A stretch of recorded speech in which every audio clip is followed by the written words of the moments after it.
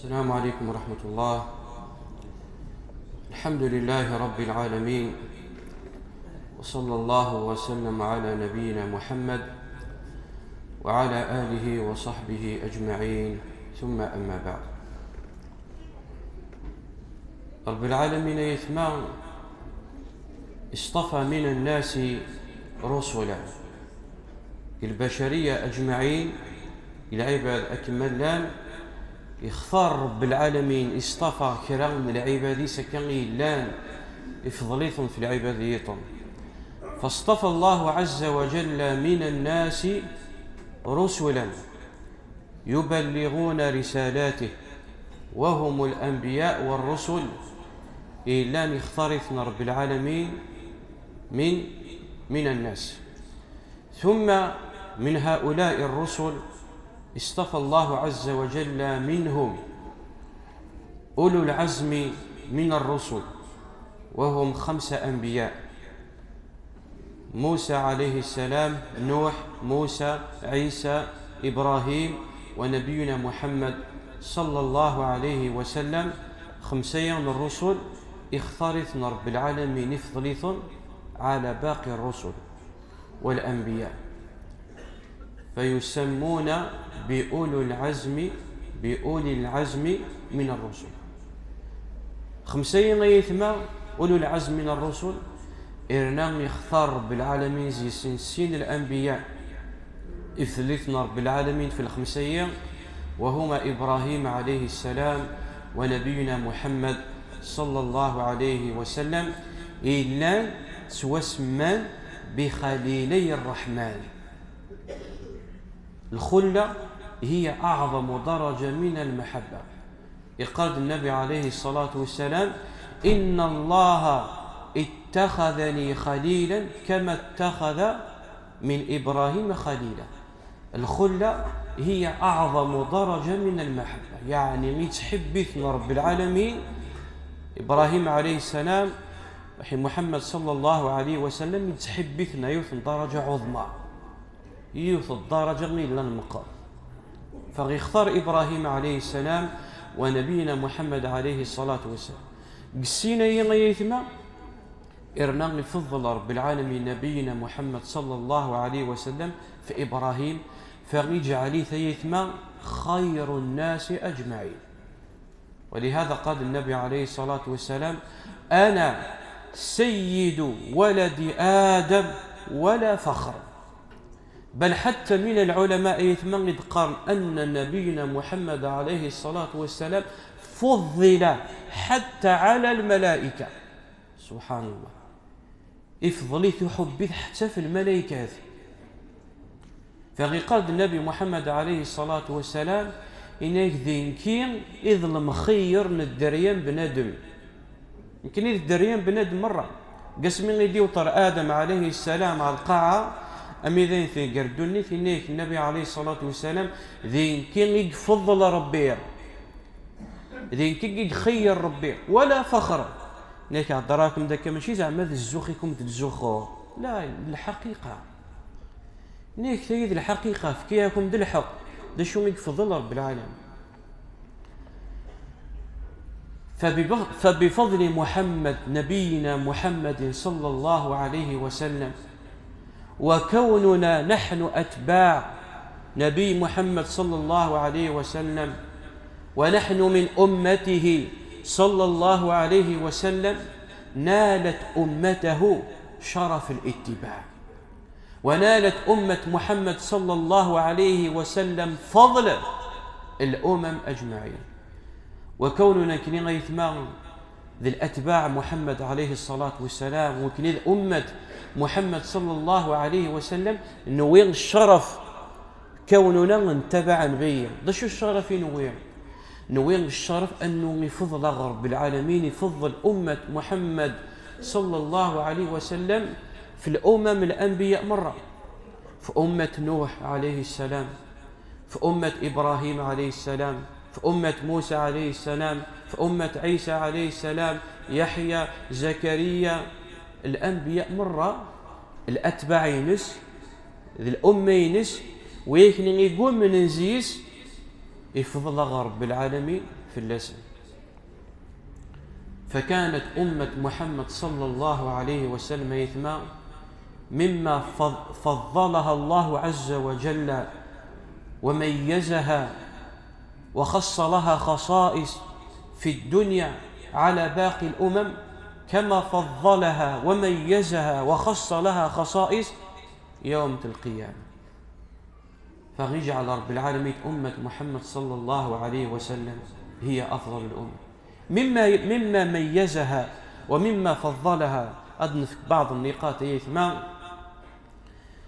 من بينها أن الله عز وجل أنزل على محمد صلى الله عليه وسلم هذا القرآن، فتكفل الله عز وجل نفسه بحفظه. الأذان نعم. إذن قبل الأذان يثمان نسعى جمع التبرعات لفائدة الجمعية الدينية لمسجد عبد الرحمن الثعالبي قرية تجمع بلدية بوخليفة، والله لا يضيع أجر المحسنين.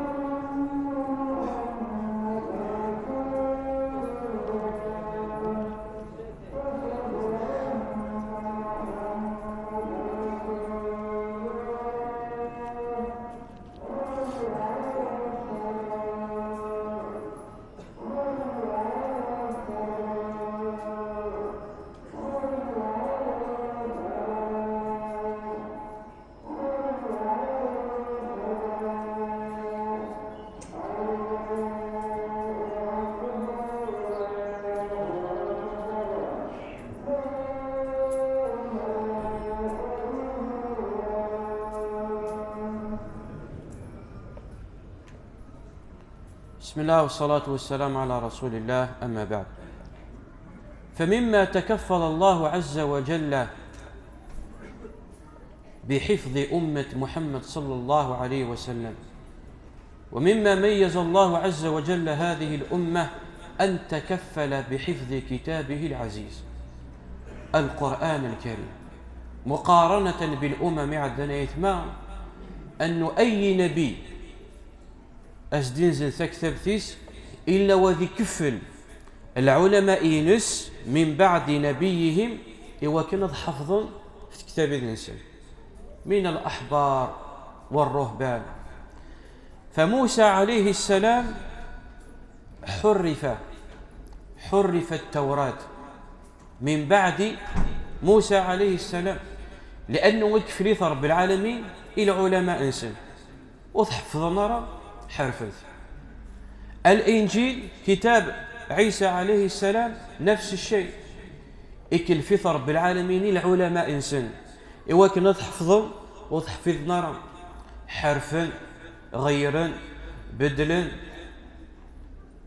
أما القرآن الكريم رب العالمين إنياه إنا نحن نزلنا الذكر وإنا له لحافظون. إنك دين كرا في حفظا اتكفل الله جل جلاله بنفسه بعظمته وبسلطانه أن نغذن تنغرض حفظا فاكتب ثينس ولا يون رزم راضي بدل ولا حرف واحد.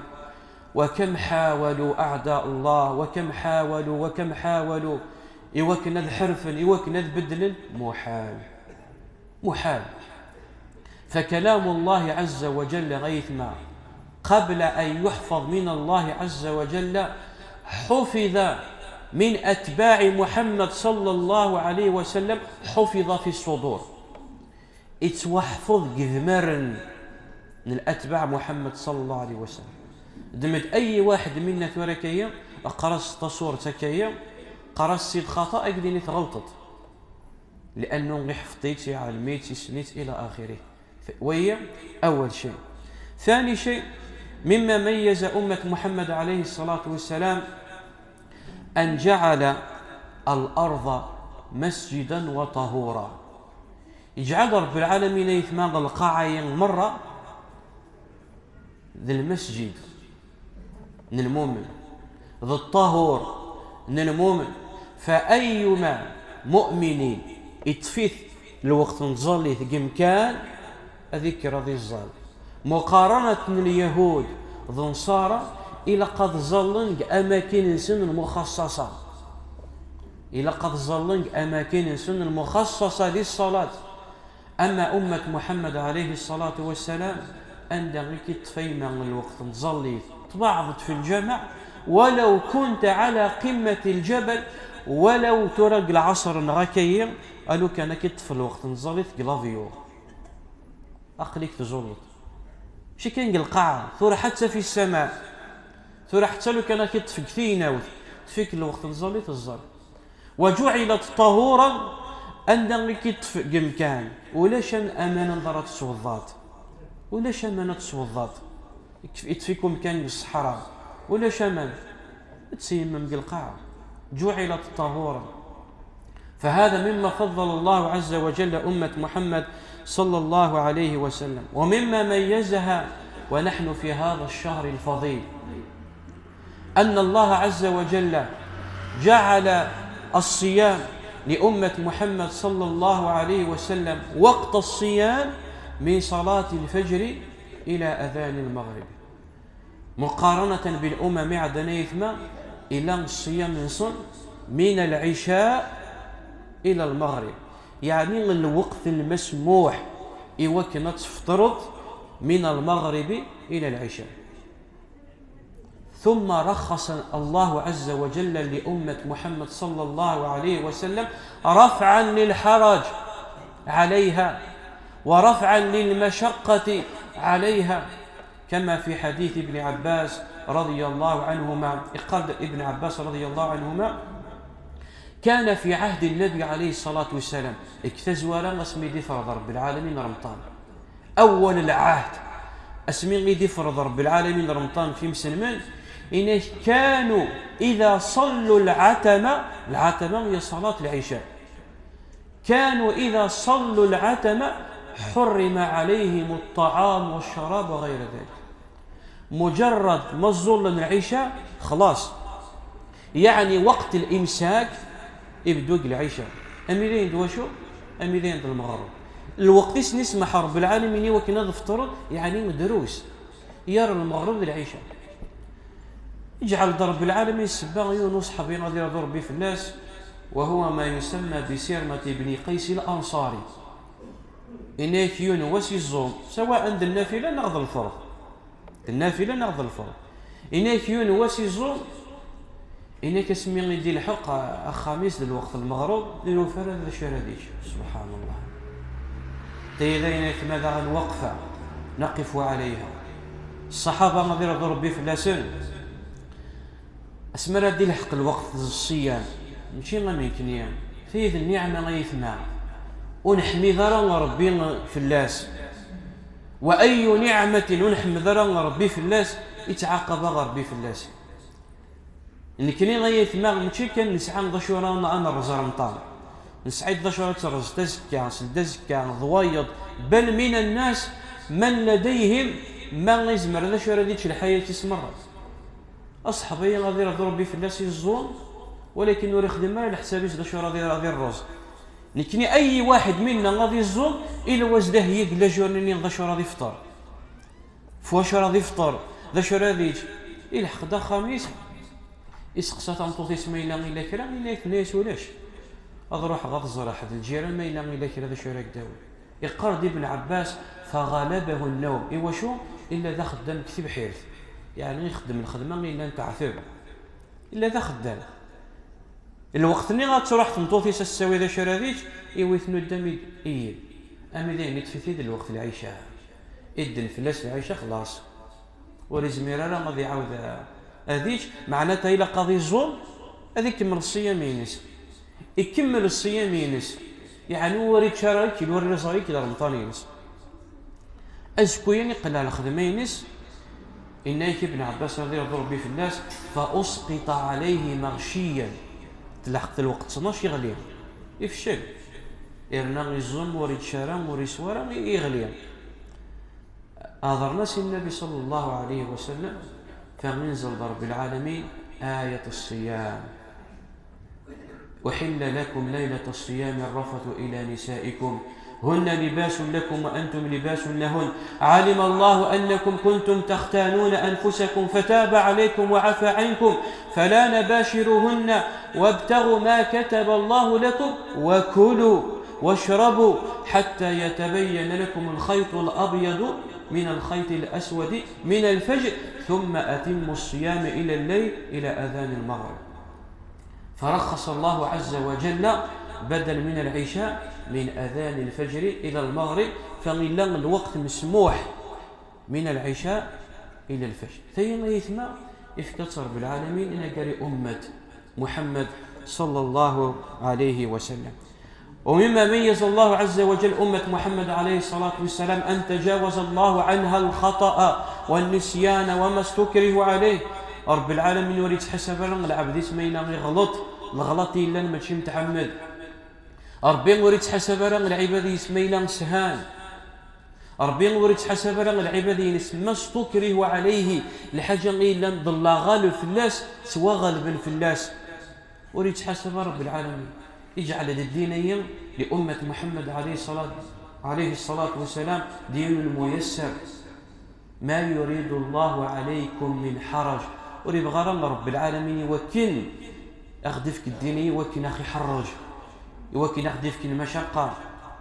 طه ما أنزلنا عليك القرآن لتشقى. وقد نفكر رب العالمين وقد نفكر القرآن وكنك نعتسب حاشا لله. فكر رب العالمين زيس أحكام ميسرة.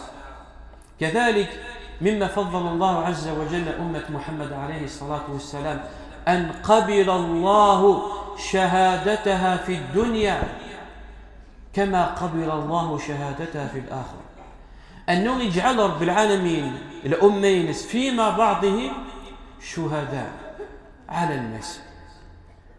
يون وسيثما إلا من بيان فصلي تربيان السلاميس في الناس نسا وحيدين دوكاليس تعدد في الجنازة يموت الفلاني من يموت الفلاني ديال الجنازة الفلانية تدونا تساوينا تنطلق فأثني عليها خيرا. ضرب فلاسي كيسوين العالي إكل صحابين الحمانية وصحابين ثلاث ويكني في المرة شهد الفلاس مرة ذي العبد العالي العبدية ذي العبد العالي والعبدية ما شاء الله العبدية تبارك الله ذي العبدية ذيني مثل السن يدون في بريد ربي شهد الفلاس مرة. فقال النبي عليه الصلاة والسلام ميكسنا كني وجبت وجبت وجبت. ولهذا غيثما بغير بين قوسين كان غيتسمحل وهي كملاحظة وفي نفس الوقت الشاهد. نقتد ديجا كم من درس وهو أنه يموثيونا غورنا غذي غير الزوي يود ثيد نذكر وثيد نبذر لأنه ذرقز العالية أثير رحمة ربي عفوية إشارية في ربها الجنة نسنيت مرة الحاج موسى مزاي ليش نتمثل في السيناء وهي غيث ما فكير ذاك هذا رفيد ظليك زومبل ذي غير لازو ذي القدوة. الله يبارك هيثنا ما ردكش ما خم ربي والله ما صليتي الحسيس هذه تفهم كانيش ذاك الشوكة السلطنة قال سبحان الله الحمد لله الله أكبر يسبح ربي. وهي اسمي قموت هيث ما فرحم ربي عفوياس يغير عزوي مرة ونشاهد في الله الخير. نغدي ويث مثلنا ترى غير عند الحيين نحفظ ربي واسني بارك ربي إلا مازال للأسف الشديد تتصفتي يتفشو كامل يتشوش في المصلين تسنغد شكتين نغد في الله نغد الشيخ فان أمغارين يهضر بزاف أمغارين يتشوش بزاف نقر داي ثما وتجارة غسكانسل داسكا أكناوي غتنمطل أكنمطل أجد سمكتين في العباد منهم الفلاني والله يعفى يا غربي مزيس ذي نتاغي لان يسكريد الهول قسمي يموت يقل الجامعة كامل العالي غي ما يهضر في لكاكا والله ما يود يهضر في لكاكا ذي ندير هنا خطير صعنا خطير ذاين ندير غنهضر فلا كيتما كيقارن الله قسمي مي يموت يعفى يغرب بزيس ايوا شو الا غير تشويش الجامع وشو هضرنا راه العباد فلاك الخير سمكتينا راه تسمكتينا راس الخير كنت نسمكتيا ركزايا العالي فغناد النبي عليه الصلاه والسلام اسمي يهضر في الجنازه غين العالي ليش وجبت ثوجب تعدد الجنازه غيتم هذا فلاس الشر اكل الشهاده الفلاس انه وين ذيار العبد إنيش النبي عليه الصلاة والسلام وجبت فقالوا يا رسول الله ايش معناتها وجبت إنيش النبي عليه الصلاة والسلام ثينا غيت شهد ما كان في اللص الخير شهد في اللص الخير ثوجب في اللص الجنة سبحان الله ثينا غيت شهد ما كان في اللص الشر ثوجب في اللس الجهنم والعياذ بالله فقال لهم أنتم شهداء الله في الأرض اجعلكم رب العالمين دين للشهدين سال ذي شهدين في العبادة القاع يقبل رب العالمين في أمة محمد عليه الصلاة والسلام يوكلنا الشهدين في الغير وصف كما قبل كذلك شهادة أمة محمد عليه الصلاة والسلام يوم القيامة وهو أنه أسمر دسن الأمم مرة يوم القيامة وسنين رب العالمين هل بلغت رسالة الرسل سنين ما بلغنا ونبلغ وديوين النبي إنسان كل أمة أديوين النبي إنسان أسيني هل بلغت يا نوح هل بلغت يا إبراهيم يا موسى يا يحيى يا زكريا يا هود يا صالح يا لوط بلغت الأمين كاين يقدر والله أعلم ربي يعلم سني نعم يا رب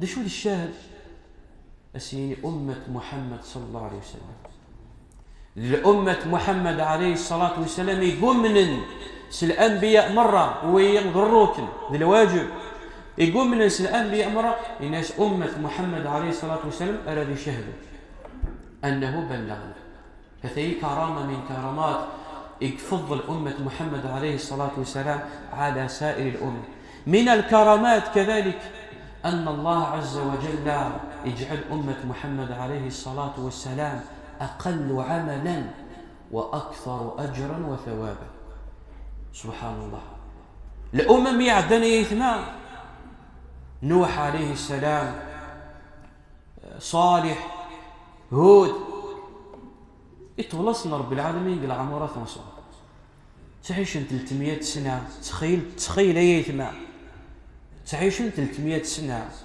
400 سنة نوح عليه السلام لبث في قومه أشحال 950 سنة قارن العلماء 1000 سنة إلى 50 عام قارن العلماء ويغذي الدعوة كان 950 سنة الدعوة كان أما يزمر رب العالمين يتولص قل عمرين سكفر 9 قرون و50 سنة إقعش نوح عليه السلام لأتباع ينس عيش 300 سنة 400 سنة خدمن صنعت سبن خلة أمة محمد عليه الصلاة والسلام يقال النبي عليه الصلاة والسلام عمر أمتي ما بين 60 و70 والقليل اللي يتجاوز 70 تعيش 60 سنة 30 سنة 40 سنة قليلة راه ديباسين 70 سنة 70 سنة يعني العام اللي راه خدمين دروس مقارنة وانا ذي عاش 400 سنة 500 سنة ولكن أمة محمد عليه الصلاة والسلام أقل عملا وأكثر أجرا وثوابا يقول النبي عليه الصلاة والسلام إن رب العالمين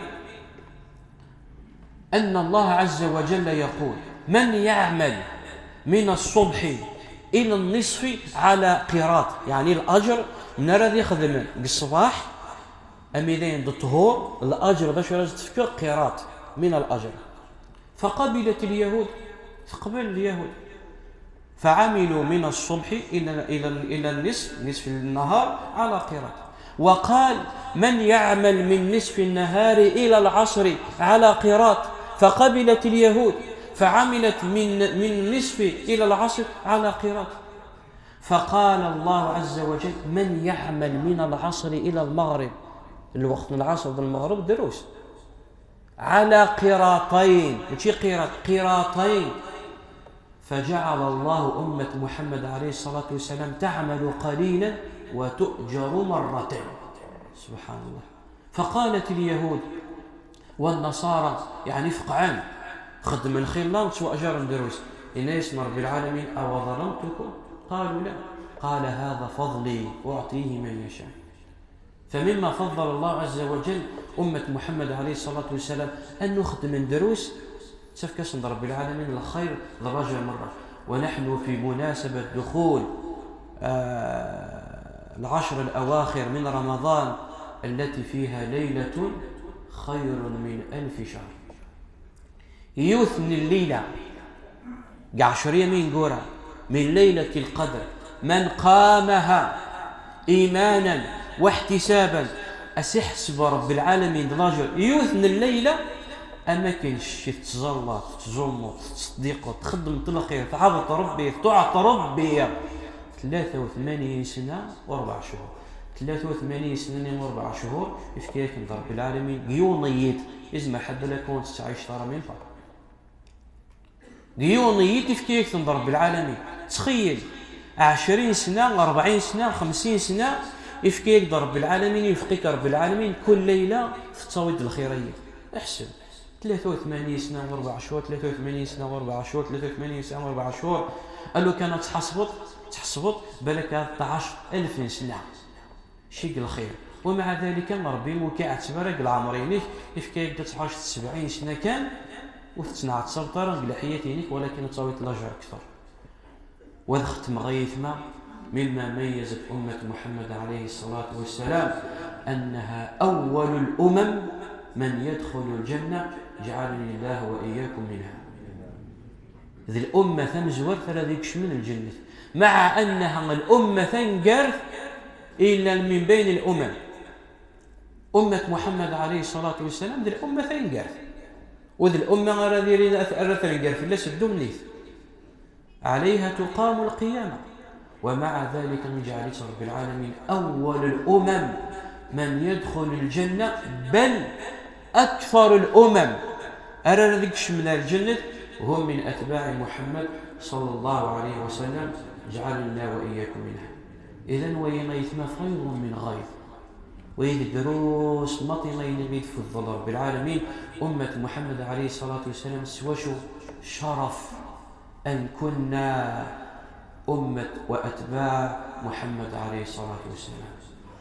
إذن يثنى نحمد ربي ونشكر في هذا الشهر الفضيل وفي هذا الشهر العظيم أن وفقنا الله عز وجل لإدراكه. ونسأل الله عز وجل أن يوفقنا وأن يعيننا على صيامه وقيامه وأن يجعلنا ممن صامه وقامه إيمانا واحتسابا وأن يتقبل منا الصيام والقيام وأن لا يجعلنا من المحرومين. أقول ما تسمعون واستغفر الله لي ولكم وأصلي وأسلم على نبينا محمد وعلى آله وصحبه أجمعين.